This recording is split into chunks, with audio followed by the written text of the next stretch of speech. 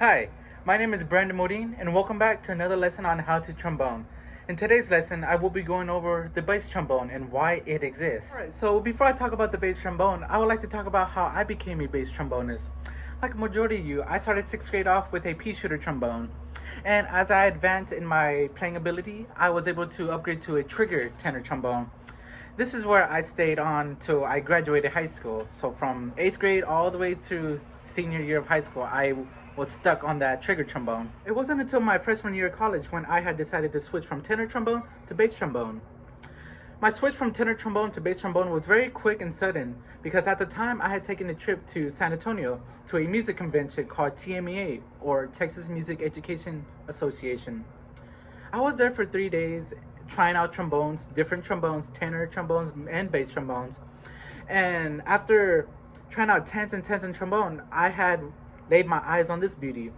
This trombone is a Shire's Q Series bass trombone, and this is the one that I decided to buy that day. It cost about $4,000, but to me, I fell in love with it right away. The sound and the color of it was just perfect. So what's the difference between a bass trombone and a tenor trombone? The bass trombone contains a third tuning slide, which is keyed in G flat.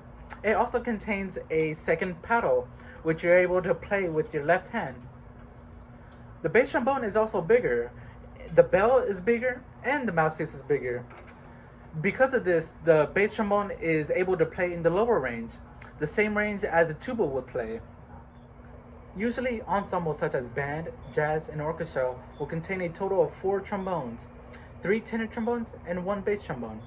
The reason for this is that since bass trombones are so much larger, it produces a lot more sound. It produces a lot of loud sound that can really easily overtake the tenor trombone.